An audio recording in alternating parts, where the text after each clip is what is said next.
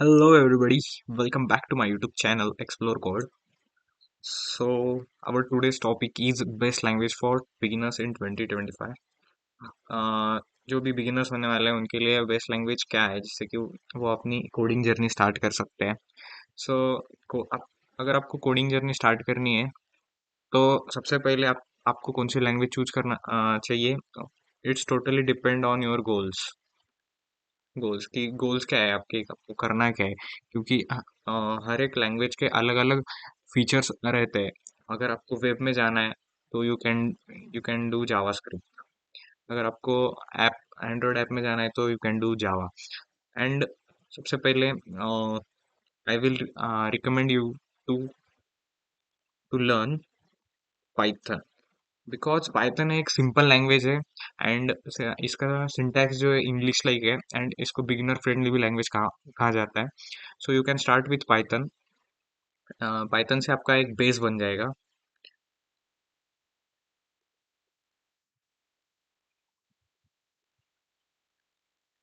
Base बन जाएगा Python से,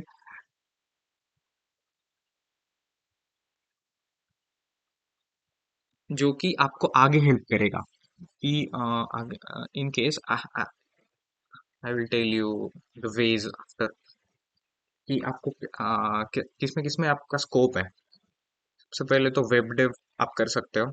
इसके लिए आपको HTML, CSS एंड जावास्क्रिप्ट आना चाहिए.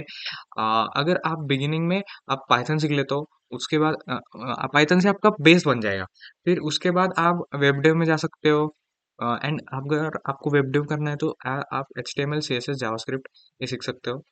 देन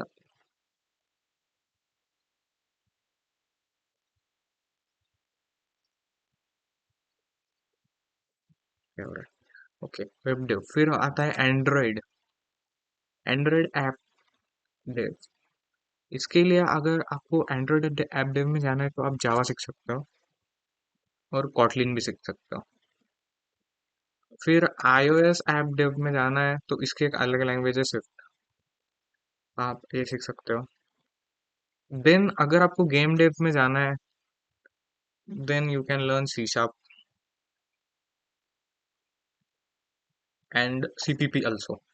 सो सबसे पहले आपको गोल डिसाइड करना पड़ेगा, लेकिन स्टार्टिंग में आपको पता ही नहीं रहता है कि मेरा गोल किस में है, वेब डेव में, एंड्रॉयड में, या iOS में, क्या गेम डेव में.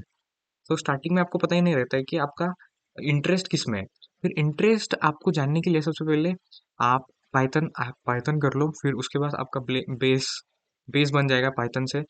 Then you can do web dev, Android app dev, iOS app dev, game development. Then आप ये सब करने के बाद आप कहीं भी स्विच कर सकते हो.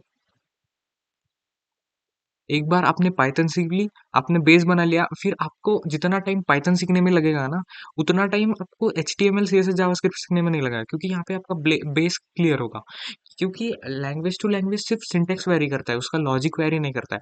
लॉजिक वही रहता है, सिर्फ वेरी करता है सिंटेक्स. जावास्क्रिप्ट एंड पाइथन का जो ऊप्स का सिंटेक्स रहता है वो डिफरेंट होता है, लेकिन उसका लॉजिक सेम ही रहता है. जावा का लॉजिक सेम ही है. लॉजिक सबका सेम ही होता है, सिर्फ सिंटेक्स में.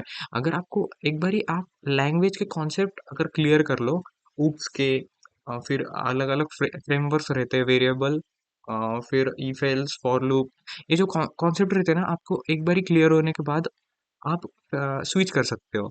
फिर उतनी दिक्कत नहीं आएगी आपको, सिर्फ क्योंकि आपको लॉजिक नहीं चेंज करना है, सिर्फ सिंटेक्स चेंज करना है.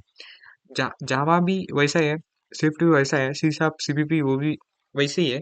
तो सबसे पहले आपको बेस क्लियर करना है. Then you can switch to any language.